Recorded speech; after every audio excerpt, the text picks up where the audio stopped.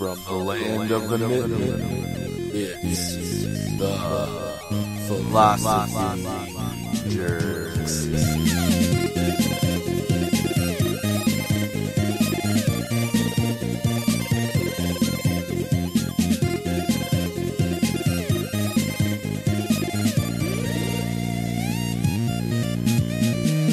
Welcome to the Philosophy Jerks. This is episode number 27. If we make it past this one, we're not going to burn out, Josh. We'll probably just slowly fade away. Just like all the greats. I am Brian, joined as always by Mr. Joshua. And together, we are the cure for the common conversation. Josh, despite my uncomfy chair, which I was just talking about, I am happy to be in the studio.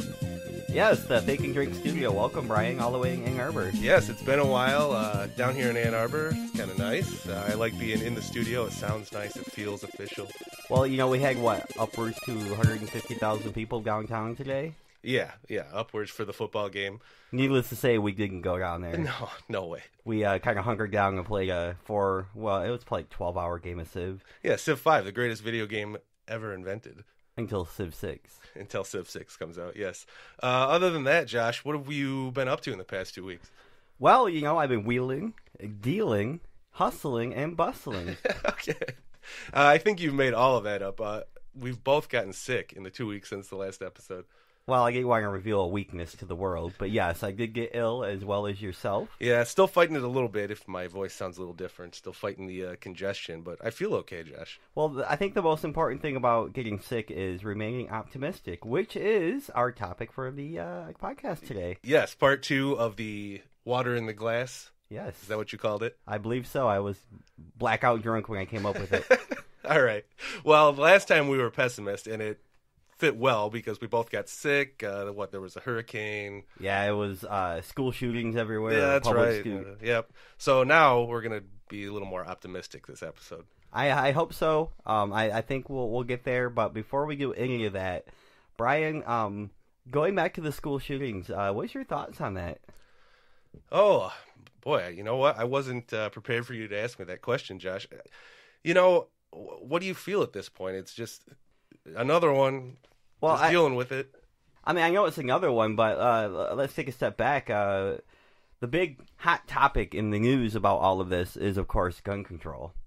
And I do believe that all the scare tactics and whatnot, CNN and Fox and all those people are talking about Obama again and the new gun reforms he's trying to push through in a hurry. I mean, are guns really responsible for this? I don't know. Yes and no. You know, the old saying, guns don't kill people, people do. Well, yes, but guns, 1, are designed to kill people or kill things. And 2, the day one of these massacres happens with a knife, okay, I'll listen a little bit closer to that argument. Well, it's like Ozzy Osbourne said, if guns don't kill people, why do they send them to war with people? Yeah, exactly. Yeah, it's weird. So, I don't know. I'm not about to sit up on a high horse and say what I think the solution to any of it is, but it's depressing. I don't know. I've mentally gotten to a place now where I just don't think that there could be a shooting anytime I walk out the door. Otherwise, I think I'd become agoraphobic. Oh, I mean, definitely. We're privileged white people, and I live in Ann Arbor. I can't speak highly of Grand Rapids in school shooting regards. Okay. But Ann Arbor is pretty unlikely that something like this would happen here. But even here, I go out in the public, and I don't even think about shooters. Like, I can't afford to. Like you, I would never leave the house. Right. But, I mean, the whole debate over guns is interesting. I don't think you and I really have a solution here, nor do we pretend to oppose one. But there is a link. If there are no guns to shoot, gun violence will be down. Yes. Well, now that I'm thoroughly depressed, why don't we wash away all of the darkness and just staying with a nice cold brew? Yeah, let's get optimistic and drink some beer. All right. It's the beer review. Beer, beer, beer, I'm going for a beer. Beer, beer, beer, I'm gonna drink some beer. I like drinking beer. Lovely, lovely beer. Beer, beer. All right, I'm getting optimistic. Josh, what are we drinking? Today we are drinking the aptly name for the show, Stoic Quadruple Was it a quad? Yeah, it was a quad Belgian. Yes, Belgian style just says quad. That's 4. 4, okay. So more than 3. Ooh. All right. So, yes, from, what is this brewery, Josh? I struggled to say it earlier. From the Deschutes Brewery? I think it's Deschutes. I'm not good at anything that's not English. Yeah, I don't even necessarily know what that is. Maybe it's Belgian. Yeah, maybe it's Oregon. All right, yes, it's from Oregon, the Deschutes Brewery, the Stoic beer. Josh, what color is this? This is a nicely golden, almost brown beer. But it's more golden than brown. Yes, yeah, kind of a gold, amberish color to it. Well, it's a Belgian, right? So I think the old rule of Budweiser with cinnamon definitely holds up in the visual department. Yes, it definitely does. And the bottle, of course, is a brown with a kind of simplistic white, with Old English style, the Stoic written on it. Oh, man. Now, something has to be said about how we had to open this bottle. Oh, my God. So lately, I've been getting these Belgians that are super expensive, super fancy, like ridiculous. But just like this beer, just like the Stoic, I had to get a knife out, a paring knife, and cut away fucking wax. Yes, there was a big wax cover on the screw top of this. Let me tell you, folks, it did nothing functional. It just looked interesting. It looked like an old wax candle from the Middle Ages. It looked like an animal trying to tear into something to eat it. It really did. It was horrible. But once we got the wax off, it took us 2 seconds to pop the top because it was just a normal can, a normal bottle top. I didn't appreciate having to work for my beer that hard, I'm not going to lie. Dude, you didn't work. You watched me do the whole thing. That was fairly entertaining. It was. All right, here's the description. So let's hope it's worth it. Mm-hmm. 4 nuanced fermentations, age, sequestered in select rye whiskey and wine cask. Ergo, a stoically brewed quad with the spellbinding complexity of its medieval ancestors, the Stoic. Wait, weren't the Stoics in, like, pre-Socratic Greece? We were arguing about this earlier. I think you might be right, but is there a Christian sect that's the Stoics? Maybe, but the pre-Socratic Greeks predate Christianity. Well, whatever. Beers from Middle Ages. This is a middle-age recipe. Just like the Middle Ages, we're going to make shit up as we go along. They also give you 2 recipes. Recipes? To go with this, yes. You can make a Stoic carbonade, which looks like a stew. Ew. And pasta with beer cream sauce. That sounds disgusting. All right. So, all right, let's just give this a drink. It is 10%. 10.9 to be exact. 10.9%, so it meets that threshold. Oh, so. Definitely. Well, let's give it a go here and see if it holds up to the Budweiser with cinnamon. Hey, since we're in the studio, let's actually clink. Oh, okay, here we go. 1, 2, 3. Clank. Here we go. Boy.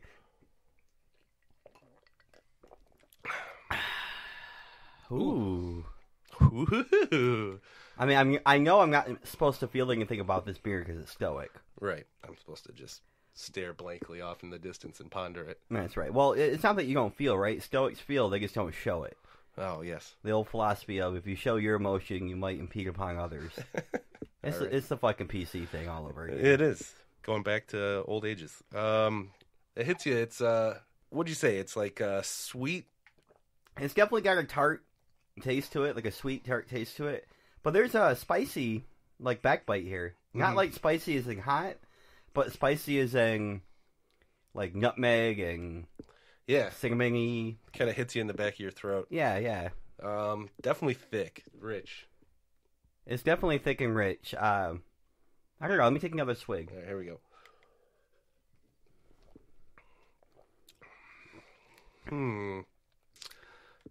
You know what? This, I like this. It's not bad. I don't like it enough to buy it again. It's not so bitter that I don't want to drink it, but it's bitter enough to where I can feel the heartburn coming on. Right. It's we're probably going to drink it a little quicker than it's meant to be. Yeah, you are definitely drinking it quicker than it's meant to be drunk. I'm still halfway through my glass. Well, I like to take big swigs if I'm going to get a taste of it. You know? Gearing up for Q&A. Exactly. But thumbs up for me. I like this. Thumbs up for the Stoic. I'm going to have to give it a thumbs down. I purchased it, so this thing was $17 a pint. And the taste just doesn't reward for the cost. I'm going to have to give it a thumbs down. I would not recommend buying this, but it's an economic reason. The flavor isn't so bad. I think that someone else might like it more than me, but for me personally, thumbs down. All right, fair enough. Thumbs up. I like the taste. It's rich. I didn't have to pay the $18 price tag, so I don't have the economic worry, so thumbs up for me. Fucking loser bum. All right, you have to drop that negative attitude, Josh, because coming up after the break, we're getting into Optimism. I'm optimistic I will come back around and be smart again. Coming up on the Philosophy Jerks. Beer, beer, beer, I'm going for a beer. Beer, beer, beer, I'm gonna drink some beer. I like drinking beer. Lovely, lovely beer. Beer, beer, beer, I'm going for a beer. Beer, beer, beer. Yeah, I need to meditate on it for a second. Philosophy Jerks, the finest podcast available.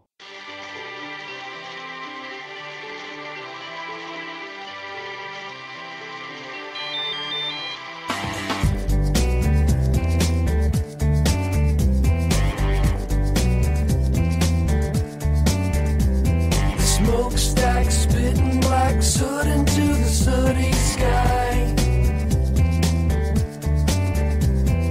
The load on the road brings a tear to the Indian's eye. The elephant won't forget what it's like inside his cage. The ringmaster's telecaster sings on an empty stage. Goddamn right, it's a beautiful day. Goddamn right. All right, welcome back. So this is the water in the glass. This time around, Josh, it's going to be half full. Is it? The glass will be half full if we're going to be looking at it through a optimist perspective.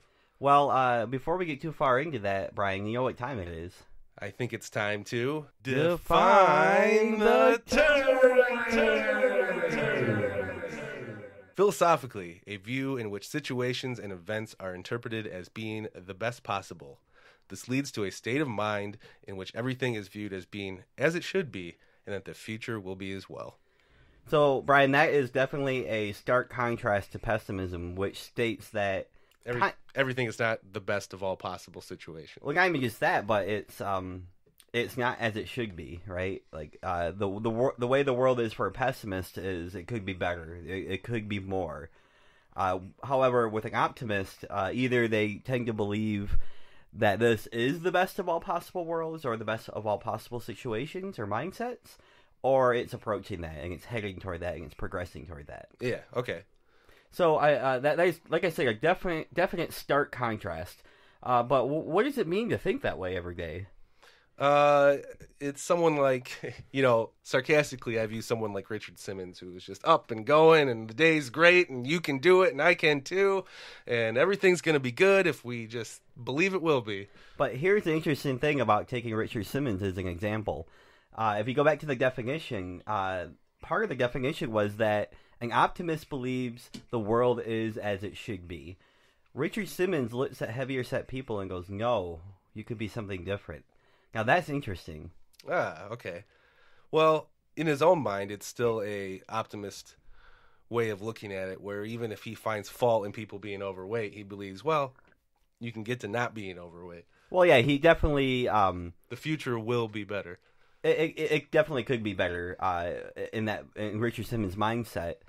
But I think that with Richard Simmons, it's almost like a hybrid philosophy. Like, you have to pessimistically look at the situation before you can optimistically make it better. Okay, fair enough. But in a certain sense, well, couldn't you say that every sense of optimism then is can be held up to that critique? Well, no, I mean... Because you have to think that something's bad in order to think that it's better. Well, I mean, that's definitely the road or the conclusion that this road would end on naturally, right? Logically. However, maybe the optimist isn't even about going down the road to begin with. Maybe the optimist stops and goes, there's no need to go down the road. It's fine here. There is an old Zen proverb I'm going to butcher here, and that's, in a nutshell, you don't have to go all the way to Australia or Iceland or Ireland, to go back to our episode where we went over where we wanted to go. To get those feelings of amazement and wonder about the world, the optimist is going to say, hey, it's right in your backyard. So I think that's kind of the road we're going to have to go down if we're going to adequately represent optimism. I hate to come back to it, but I just think Richard Simmons is a bad example. Okay.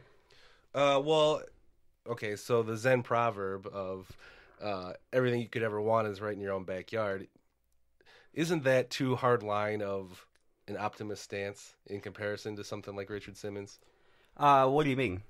Well, to go down that road, you have to say that everything's as good as it possibly can be. Someone who I've met who's optimistic, I don't think would even take that hard of a line down it. Do you? Maybe not. Maybe that is the extreme. But I'm going to maintain that you have to approach that extreme in order to become optimistic. Okay. Whereas, to go back to Richard Simmons, you're right. Once he gets past the pessimistic, something's wrong, we need to fix it, he starts going down that road, but it's almost like a U-turn, right? He doesn't start from that. Okay. And I think that in order to jump into this conversation, we're going to have to start at the extreme end and then kind of work our way in the middle. Because I think as we get closer to a commonsensical and middle ground, I think we're going to find that you can't really operate on optimism or pessimism alone. I'm already sitting here having trouble with it. I know, right? I mean, I can't. I'm sitting here thinking, how would someone who's a complete optimist explain away something bad happening? Think of the old saying, no pain, no gain. What doesn't kill me makes me stronger.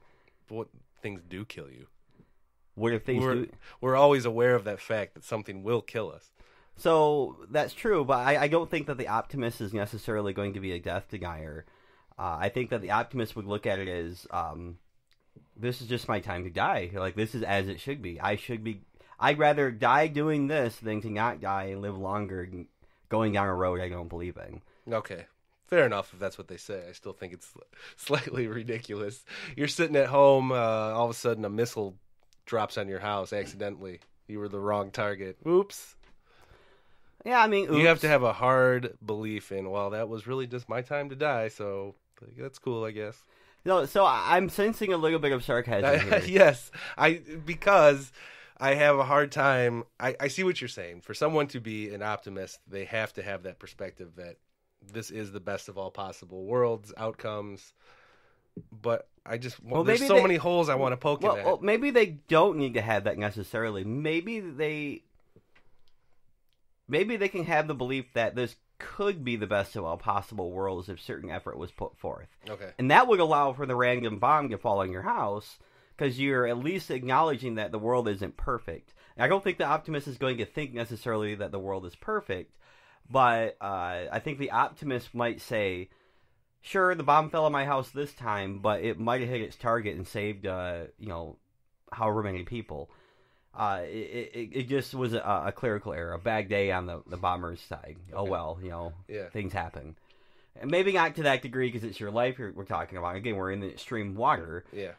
But going in the deep end. But the sarcasm brought up something interesting in my head, and that is, isn't it fascinating how when we look at pessimists, we tend to see as a collective, especially in the intellectual community, pessimists as kind of a sexy leather coat, smoking cigarettes, hanging out around the corner, the cool guy at the party. Right. And we see the optimist as just the willfully ignorant, like the stupid. But if you pull back and look at it, the pessimist doesn't really add anything. It isn't doing anything. Mm-hmm. I mean, the leather jacket comes from an industry where there's cow torture, right? And the cigarettes are killing this guy, puff after puff. And he's not really doing anything because he's a pessimist. He says, why bother? The optimists, even though we view them as willfully ignorant, those are the people that push things forward. Those are the people that go, this could get done. It seems impossible, but I think there's a way. I believe in everybody. Let's go forth. Look at popular optimists, right? Jean-Luc Picard. Great example of an optimist. He stared down the Borg, all the other alien creatures I can't think of because this beer is hitting me. He stared at them and stood in death's way, but was optimistic about it. Because he believed that if he was able to accomplish the mission, it would be a great movement for not just humanity, but everyone in the Federation, all of life that wanted to cooperate and go forward. Yes. And look at the society of the Star Trek people, where everyone kind of doesn't chase money and everyone's free to do what they want. Well, you can't do that without a little bit of optimism. An optimistic perspective, yeah. But even more down to the real Earth, and I'm sorry to cut you off, this will be my last example, but even down to relatable subjects that exist in the real world, people that start businesses that succeed, it's a well-known fact that when you're a CEO or a manager or something like that, that you almost have a pathological need to be optimistic, to the point where it doesn't make sense. You know what I mean? Like, this will work. Well, how? It doesn't matter how. It will work. Those are the people that actually start the business. Steve Jobs, Bill Gates. I mean, those are great examples of people that, look at Bill Gates. He was so optimistic about his software endeavors that he dropped out of college. Now, you went to college, I went to college. Could you imagine going home to your mother and father going, I'm dropping out of school because what I've been doing in the garage the last 4 years, I think is going to get me further than an education? Yeah, right, Bill. But it did. Yeah, it did. Became the richest man in the world. So, I mean, yeah, fair enough. You're right. That's why I don't just ride the line of negativity and pessimism. But, okay. Now you got me stumped a little bit, because you're right. I do initially see the happy optimist as kind of the fool, right? I mean, yeah, right. Your positive outlook's going to save anything. And I think that's not unfounded, though, Brian. Mm-hmm. If you look at an optimist, usually they disregard facts in order to get to an end goal. Right. Whereas a pessimist won't even start the job because he or she's aware of the futility of it. And what I mean in a common sense way is that pessimists tend to be of the ilk of accuracy, of philosophical and deep meaning truth. Whereas the optimist doesn't see value in trying to go down that rabbit hole because they might feel that you're wasting energy or concentration or knowledge on something that's unsolvable, or it doesn't really matter if it's true or not. It doesn't produce any kind of result that's beneficial. Okay, that's fair enough. Now, I don't want to be unfair, though. There's got to be some kind of pessimist that's been successful. Oh, plenty. I mean, yeah. A lot of film directors and artists are very pessimistic. And Stanley Kubrick, Bill Hicks. Bill Hicks is like our golden child of pessimism. Kurt Cobain was so pessimistic he took his own life. Yeah. I mean, so I don't want to just stick into the realm of entertainment, because I know a lot of scientists and philosophers. Well, Neil deGrasse Tyson's kind of an optimist. He's criticized philosophy before for saying that it wastes energy trying to solve any problems when all it does is just talk about them. True, yes. And he's very successful, and he is a searcher of accuracy and truth. Mm-hmm. So hybrid example the other way, almost. Yeah, in fact, it's such a good example that I'm going to take back like 30% of what I just said. But I still maintain that the general ethos, if you go into any college classroom or anywhere in general and pull out 10 people and ask them, are you a pessimist or an optimist? I think more people are going to say pessimist when you really ask, when they're really in a truthful mindset. Yeah. And that's interesting to me. I mean, I think a lot of it, I mean, this is my own personal feeling. I don't have any scientific research or data in front of me to back this up. But I think a lot of that has to do with people's sense of impending doom being their own demise, their own death. Oh, totally. It puts us in a unique position being aware of that, I think. Well, I think both, pessimism and optimism in a nutshell, just like religion or any other kind of philosophy or philosophical thought, it gives the believer some kind of control over either their lives or, in some cases, their death, and what that means or what that might not mean in the case of nihilistic pessimism. But at the end of the day, it's just a form of brain pattern that alleviates or induces certain kinds of states that help you cope with being alive. Right. Okay, so positive outlook usually leads towards successful doing. We say usually, not always. Not always, but usually, yeah. Okay. Well, and not only just like a positive outcome or a better outcome, right? It's more to do with a healthier lifestyle. Just like in our last episode where we had mentioned that pessimists tend to be sicker or don't necessarily go to the doctor to get checked up, things like that. Optimists tend to see value in exercise, and value in not smoking and eating right. And thinking positive thoughts actually has been proven, or not necessarily proven, but has been tested. Shown, yeah, thank you for the right word. Let's use the pop word, shown. Shown. Optimism is shown through data to have a positive effect on the entire body structure. The nervous system tends to operate better heart rates, better heart muscle, whatever, heart health.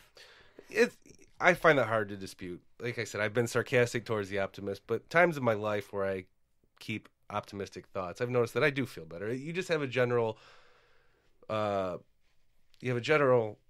sense of things being better, things being okay. Oh, true. And you bounce back, Your right? most paranoid moments are your most pessimistic moments, and your most fun, laid-back moments are probably your most optimistic moments.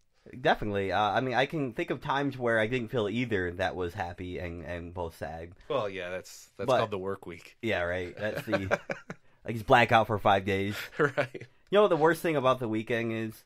It ends? The preceding 5 days. Yes, I know, exactly.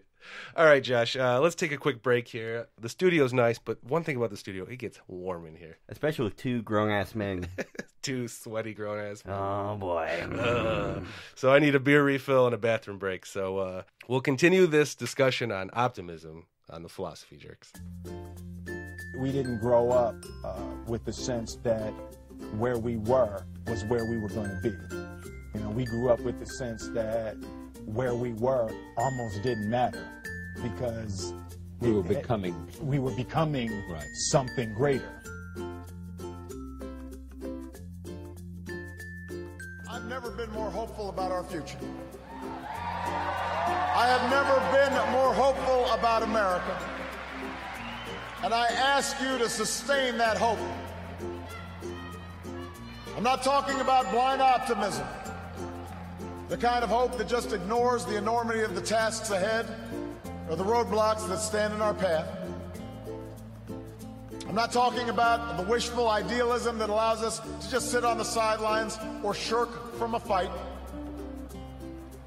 I have always believed that hope is that stubborn thing inside us that insists, despite all the evidence to the contrary, that something better awaits us, so long as we have the courage to keep reaching, to keep working, to keep fighting.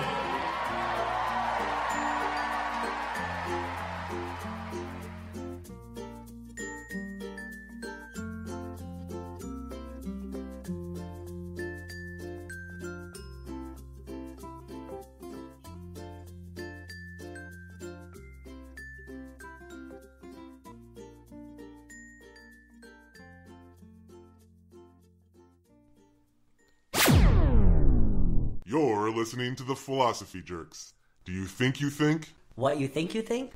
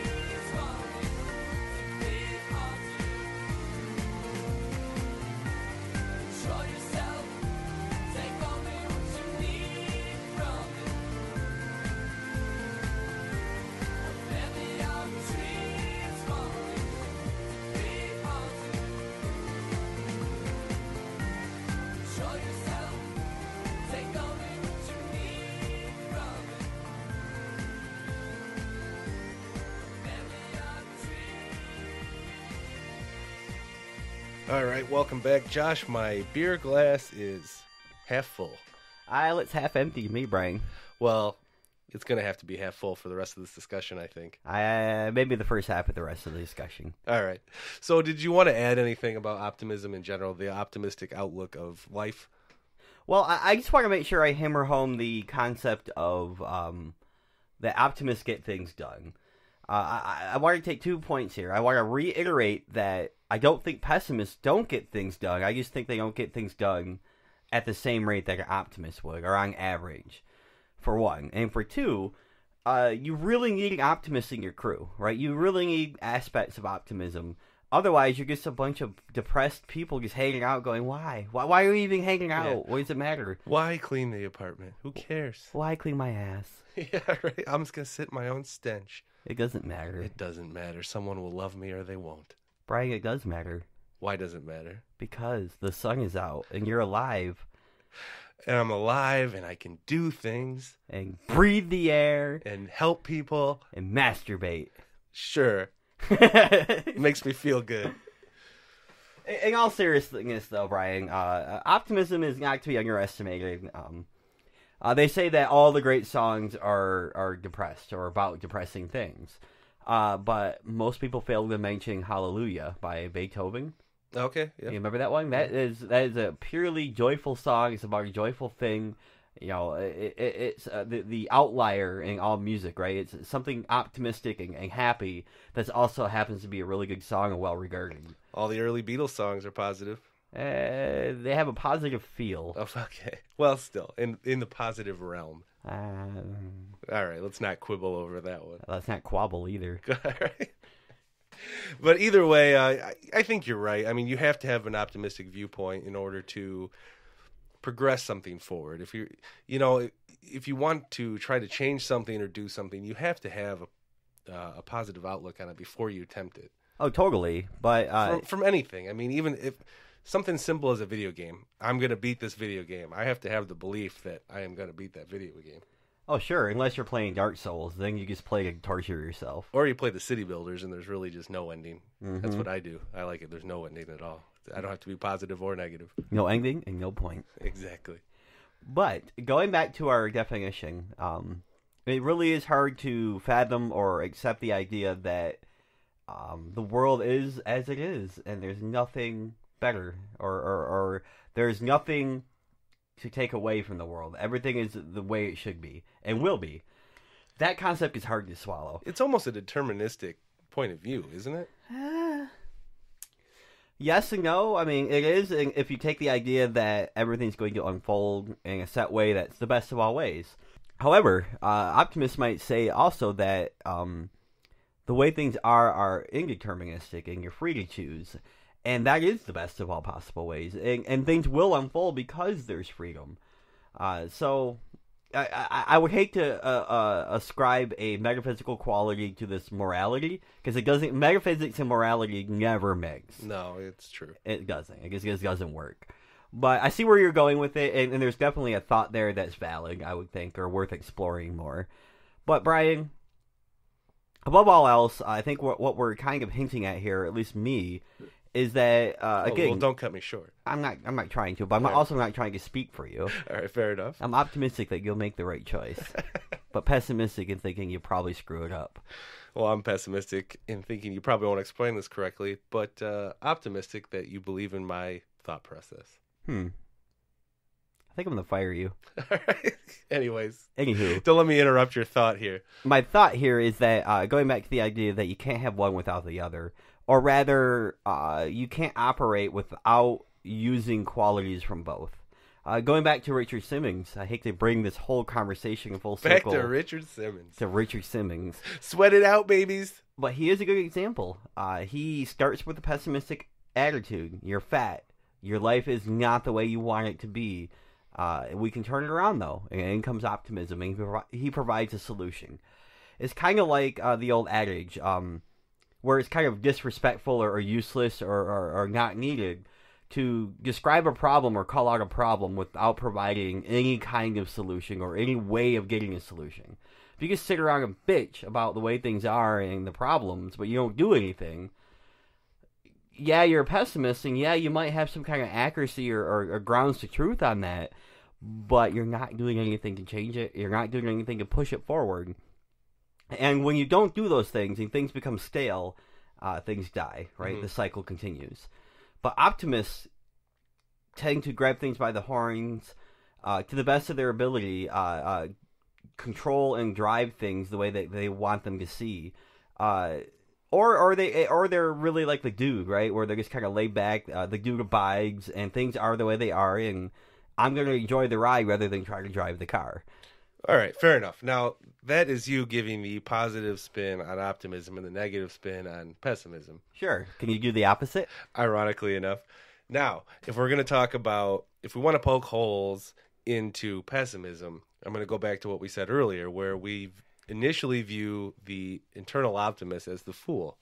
Sure. Right? Because you can be as optimistic about anything as you want, but being optimistic about any situation doesn't mean that something bad's not going to happen. It's not a shield away from negative things happening. No, but it is a shield in a way that protects you from reacting negatively to bad things. Is it? I mean, the pessimist could just say, well, I expected something bad to happen anyway, so I'm not that disappointed by it. Sure, but you won't do anything to necessarily change it from happening again. Either way, it happened to me, didn't it? I guess, but... Such is life. Such is life, right? I guess. And maybe that's where the overlap in pessimism and optimism is, right? That such is life, the good abides, so it goes kind of philosophy. Yeah. I think there's room for both pessimism and optimism in that, middle ground there. Because I think you could argue that if we're going to use the dude from The Big Lebowski, there was definitely a certain sense of pessimism to him. When things would go not the way they were supposed to, he usually had the pessimistic look. Whereas John Goodman's character had more of the things are going to work out, things are fine, dude, you're overreacting. I wonder if we're confusing a little bit with confidence and optimism, right? Oh, that's okay. So take me on this roller coaster here for a minute. So let's step back here. Can we be pessimistically confident, and can we be optimistically confident? I think we can, because you're just you're laying those groundworks. Yeah, I'm confident that this is gonna happen to me, so why bother? Exactly. And I'm confident that this is gonna happen to me, but I can do something. Uh-huh. So I think confidence is the wrong kind of structure or cornerstone to base either optimism or pessimism on. And I think this is going back to what we're initially trying to argue with each other, or ultimately trying to argue with each other, is that it's dangerous to go too far into pessimism or too far into optimism. Definitely. You need a healthy balance of the two. Oh, absolutely. I know there are outliers to that, though. I mean, look at the Pope, look at the Dalai Lama, Gandhi. They were all absurdly optimistic in their endeavors, and they made it succeed, and they changed the world. Sure. But again, they have to have a certain sense of pessimism to think that anything needs to be changed. Do they? I mean, that's going back to Richard Simmons. Well, we keep going back to Richard Simmons. I'm just sweating off the pounds. I know, sweating off the thought here. Dancing to the oldies. The disco, dancing to disco. It's sweating time!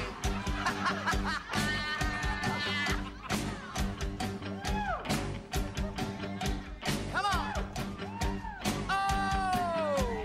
Get that body going!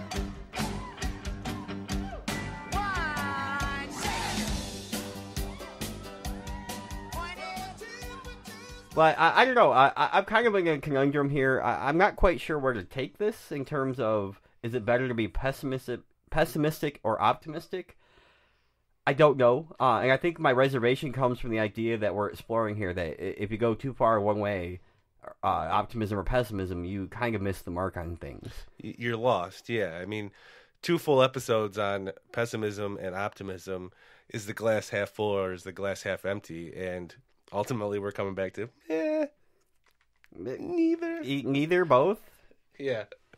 Oh, what philosophers. I know, right? Well, the old saying, if you get into a philosophical conversation and you walk away knowing less, you did it right.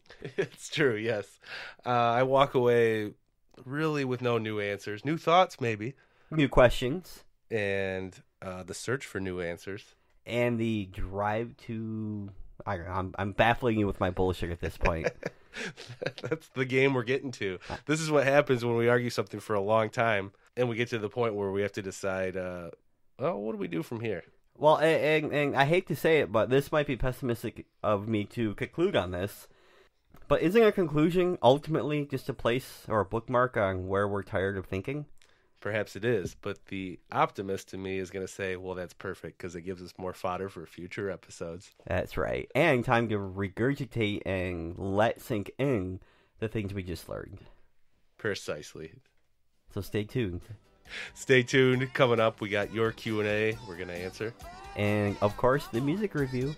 So stick with us. One more break. This is the Philosophy Jerks.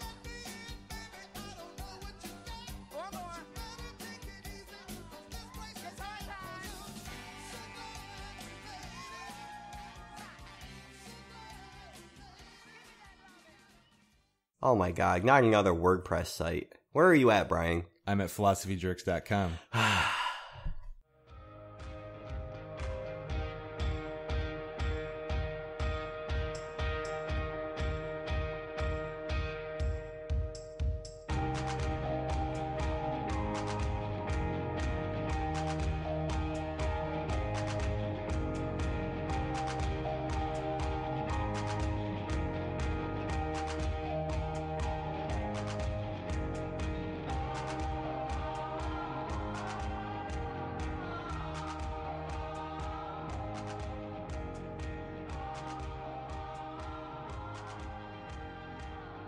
All right, welcome back. Josh, it is that time of the episode. I am going to open...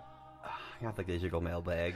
What would you like to call it? How about the electronic super information highway delivery system? We're about to open the electronic super information highway delivery system. Beautiful. I'm just waiting for the Sunday mail.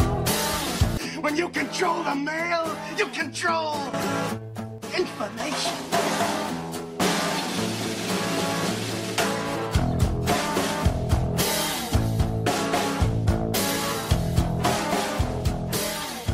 All right, first question comes from Anonymous. We say that you can do that. That's totally cool. We actually encourage it. Yes, we know this one's legit because this person went to philosophyjerks.com/QA. And filled out the form. Yes, they did. And they sent in this question, and it says, I'm finally catching up on some older episodes of the Philosophy Jerks, and I listened to the episode on time and time travel this morning. Good episode. In the morning, wow. That, actually, Josh, was our most listened to episode. To this day, I think we have over 2,000 plays on that one. We do. So, good that you went back and listened to that one. It's a good one to listen to. Absolutely. But anyways, after listening to that, my question is, do you think death is an end to the river of time or another bubble in time? Well, that's a weird question. Yes. Well, we describe time as you could view it as a river, as it's always flowing kind of forward, or as a bubble where there's just different bubbles in time that you can go to. But to go back to Wittgenstein, death is an event outside of life. In fact, it's almost wrong to call it an event. So, I mean, when you're dead, the time for you is not a factor. It doesn't go away as a concept or as a whole, but for you, the individual, there's no more time. So, is it in a bubble? Is it an end of the river? If I have to pick between the two, I would say it's an end of your own personal river of time. Unless you believe in reincarnation. Yeah. And it's just another factor in the bubble of time. But here's the caveat. I don't. Bubble and river of time, so maybe that's why it's not the strongest belief. I don't know. I'm of the camp I don't believe in reincarnation, at least in terms of what you are surviving death and becoming something different. I mean, obviously your energy breaks down, and what you are on a material level, you know, is reabsorbed into the earth in some kind of way. The proverbial worm food, if you will. But I don't believe the personhood survives after death. Therefore, the reincarnation critique doesn't make sense to me. Well, I think it's fair to say that you and I believe in reincarnation as much as we do heaven, which is to say we don't really believe in either too much at all. Yeah, that would be highly accurate. Yes. All right.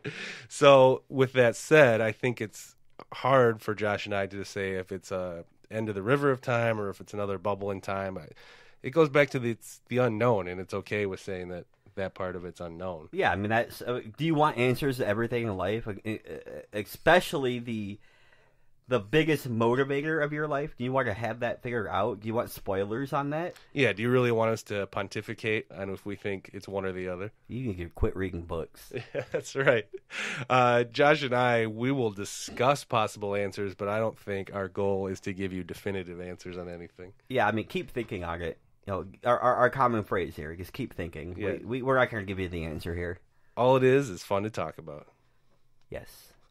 All right, Josh, let's move on to the next question. You want to read this one. I want to read this because I like a good challenge. All right. Well, you should set up who this is from and why it's a challenge. So who else better than to provide a Q&A challenge than superfan James M. Powers? James M. Powers from Rockaway, New York City. He is rocking the Rockaway, I'm telling you. You know, I was watching Seinfeld not too long ago, and they mentioned Rockaway in an episode. Really? Yeah, the marine biologist episode where Kramer wants to hit golf balls off the beach. He says, let's go to Rockaway Beach and hit golf balls into the ocean. Wasn't there a, no, that was Rock and Roll High School by the Ramones. The Ramones, That yeah. wasn't Rockaway High School. Yeah. Sorry, James. The Ramones might mention Rockaway, though. I doubt it. I don't know.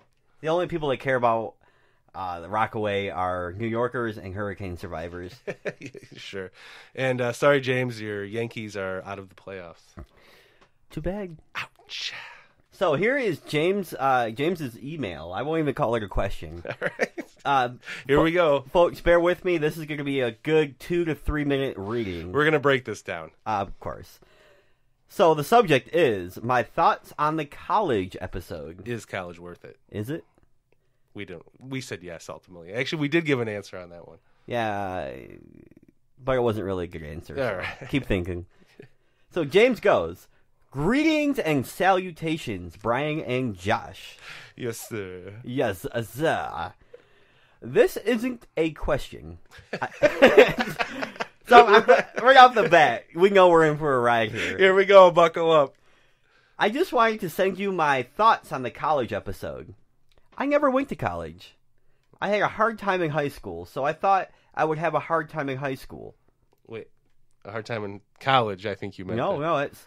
I had a hard time in high school, so I thought if I had a hard time in high school, I'd have an even harder time in college. Okay, that makes sense. It does. James isn't that bad at writing questions. Yes.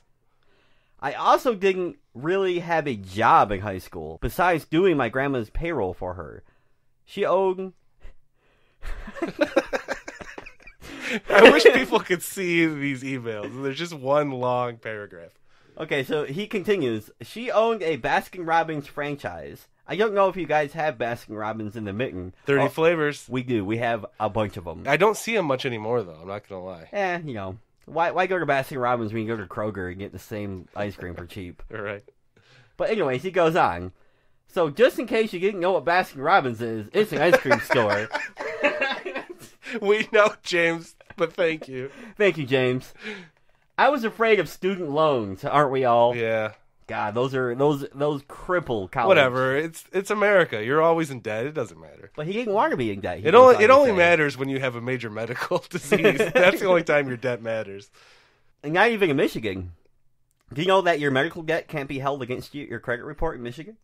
It can't be held against you. It can't. Oh, well, that's good to know. It's like no-fault insurance. It just doesn't make sense. I want to review the deductibles. Anyways, he goes on. I applied for community college and got in. Congratulations. I want to meet the person who has been denied entry into community college. I'm sorry, that's such a douche thing of me to say, but it's true. But he never registered, he goes on to... Okay. Yeah. You gotta show up, James. Yeah. Showing up's 90% of it. Well, he says, I sometimes wish I went. Okay. Sometimes I'm happy I didn't go. Okay. You got to beat Zelda a bunch of times. I'm sorry, James. Anyway. I'm just commenting on your email, that's all. If I went, I'd probably have a better social life. I wouldn't be on Facebook all the time. Well... I'm on Facebook all the time. I'm on Facebook all the time. I got a pretty good social life, though. I don't. I never leave the house. Well, okay. I'm like James, but, I went to college. And likely wouldn't have the anxiety problems I have right now if I graduated. I probably have a better job now, and I'd probably be working full-time. That's no guarantee. No. We went over that in the episode. I think I wouldn't have been very stressed if I were to go to college, though. Yeah, you would have, James. Yeah, you would have. Especially... There's a whole other can of worms of questions that gets opened when you are finishing college. Yeah, totally. For 5 years, all you hear is, what are you going to do? What are you going to do? What are you going to do when you're done? What do you want to get into? That's all you hear. You have to answer that every family gathering you go to. And when you're a philosophy major, it's hard to answer that. Oh, fuck. I want to know why I'm alive and find value in it. That's not good enough. You need a fucking job. You need to make money. He goes on. I wouldn't want to fail, but I had such a difficult time in high school. I pretty much had a D average, by the way. Some classes I would end up failing. Now, James, okay, now here's the thing. Now, not everyone is a great student, right? No, but you don't have to be a great student to learn something. You don't. You don't have to be a great student to learn something, and you don't have to be a great student to pass high school. All you have to do is have a little motivation. I'm sorry. Well, he goes on. Okay. He actually has a point here. In James's way. Little optimistic motivation. I know, right? All right. So he goes on. So basically, I see it from both sides. The experience is probably awesome, but the stress, the debt, and everything else probably sucks. What a pessimist. I know, man. If I could go back in time and do high school all over again, I'd likely do it as long as it was with the same people and I studied harder. Okay, you cherish the people you went to high school with, but does it have to be the same people? You adapt to any social situation, right? I think he wants to bring in at least a little bit of comfort here. All right. But he goes on. That's the cheap way out, because you know how you'd interact with people with 20/20 vision. Right. And it would add to the ability to study harder, because he already can gauge people. Yeah, okay. So there's a motive there. You know who to ask for questions. But he says, I do my homework and get a good job at Sam's Club. Or Sam Goodies, rather. They're a small mall across the street from my high school. What? We know Sam Goody, too. We had a Sam Goody in our town. But he says, he goes on, I will actually graduate this time around and not just get my GED. And hopefully get into a good college. Okay.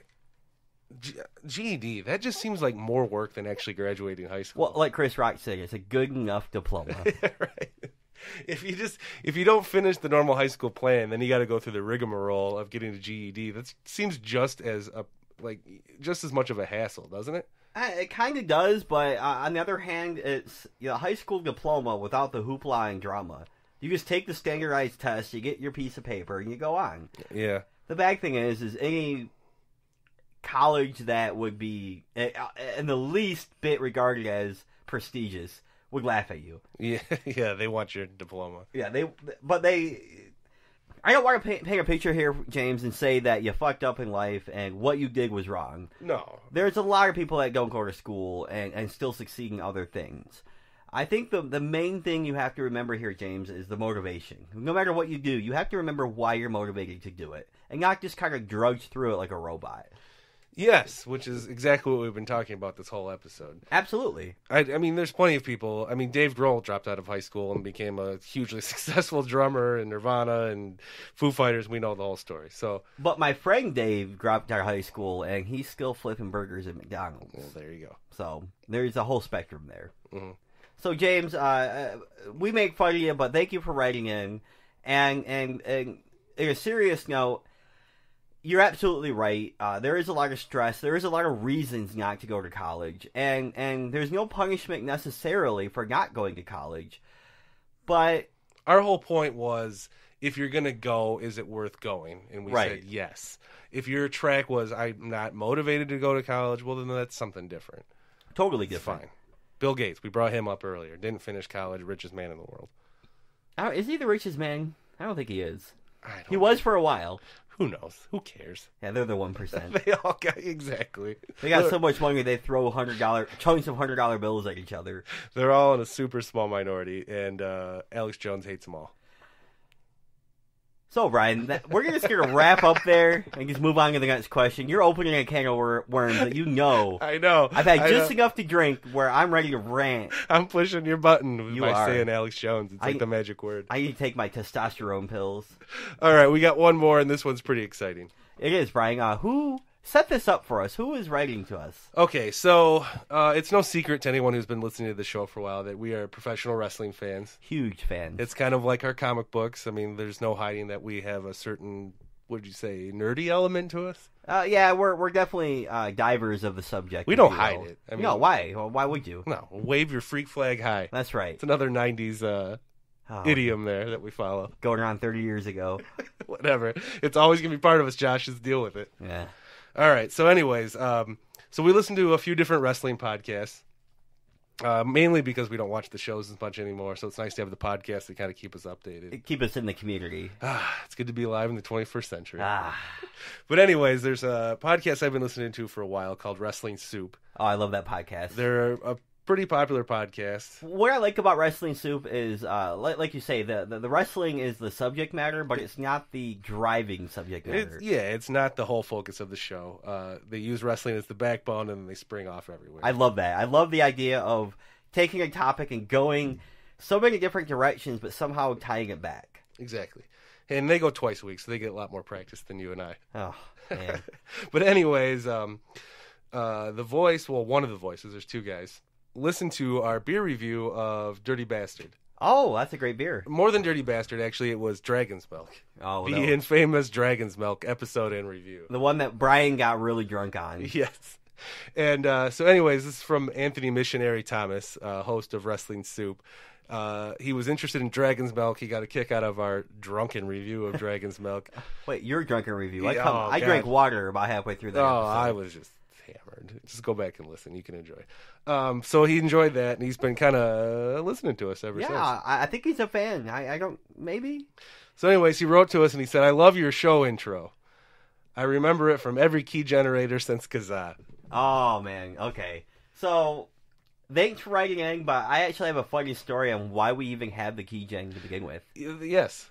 So, back in our early days... First 4 episodes. We actually had a real song. For the intro. I'm actually afraid to even name what the song was.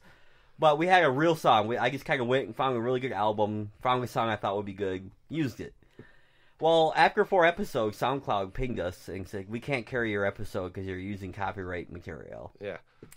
Go figure, right? So fine, fuck you. I'm going to go find music that's generated for illegal, copyright-broken reasons, but you can't ping me for being copyrighted. Because it's public domain. Deal with it, bitches. So I went and found the best key gen song I could find. And for those of you who don't know, key gen music comes from a very specific... What do you say, set of software? Yeah. And I think that kind of almost been around since the MIDI days. Those enough old enough to remember. Yeah, the MIDI files on the internet. Early to mid-90s, back in the day. The Wars. But the keygen music is a very specific set of music that is written only for key cracking software. So if you download like a version of Photoshop and ask you for a license key, you would open up your keygen, hit go, and you have a license key. Well, while you were loading it up and waiting to hit go and all that good shit, amazing MIDI music will be playing in the background. And this was my favorite track.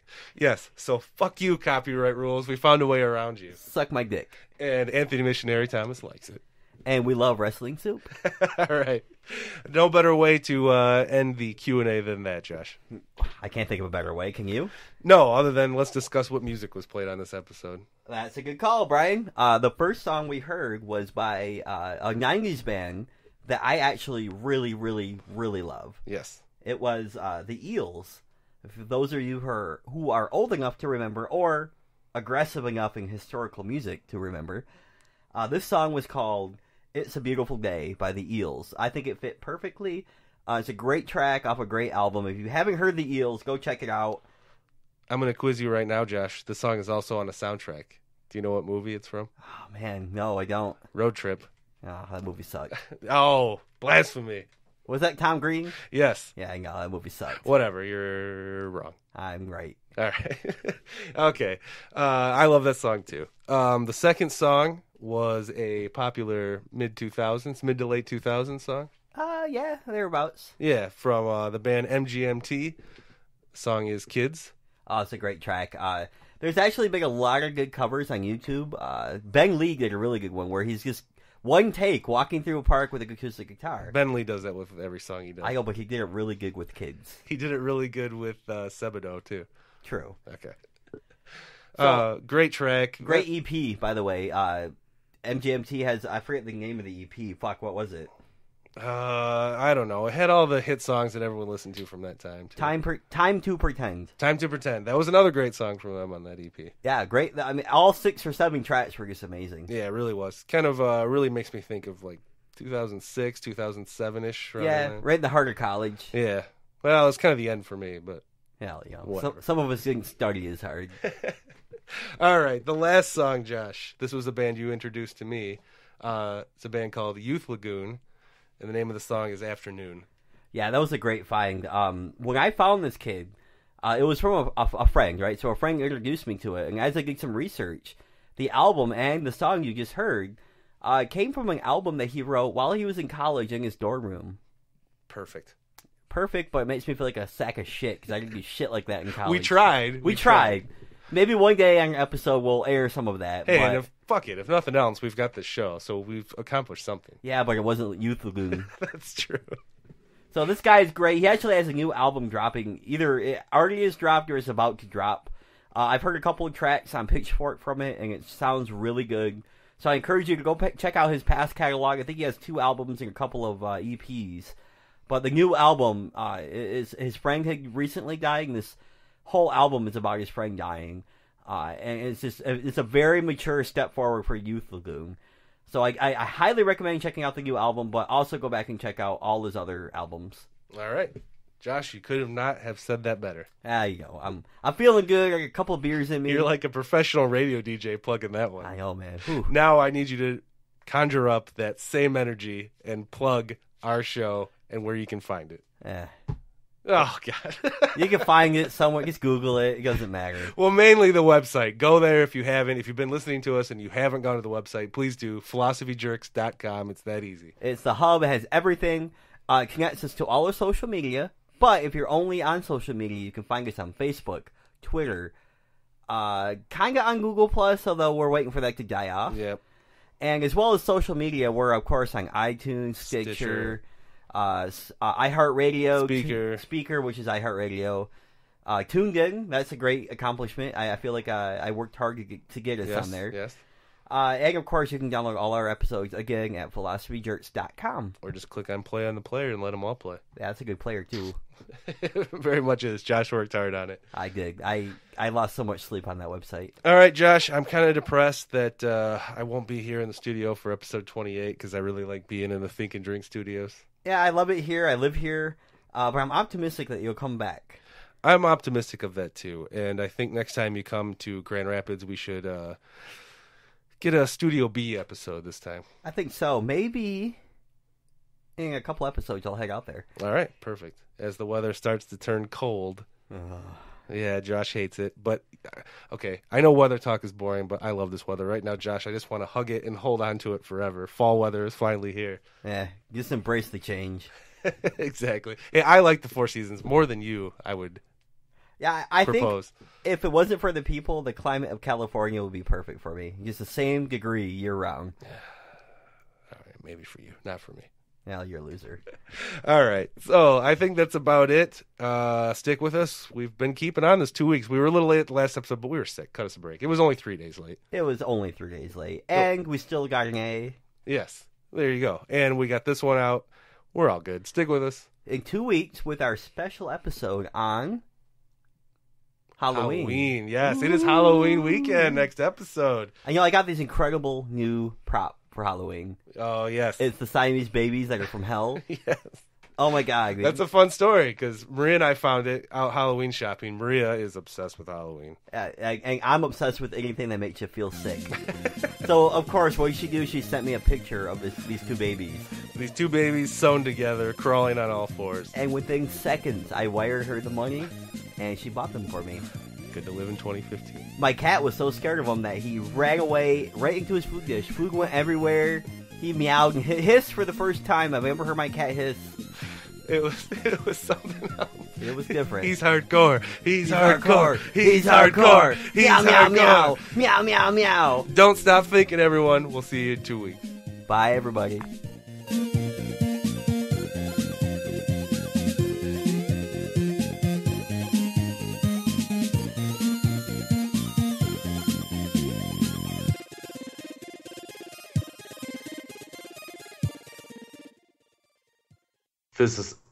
Philosophical oh God. This form of pessimism is not an emotional disposition as the term commonly denotes. Instead, it is a fuck, the cat's fucking up. Hang on just a second.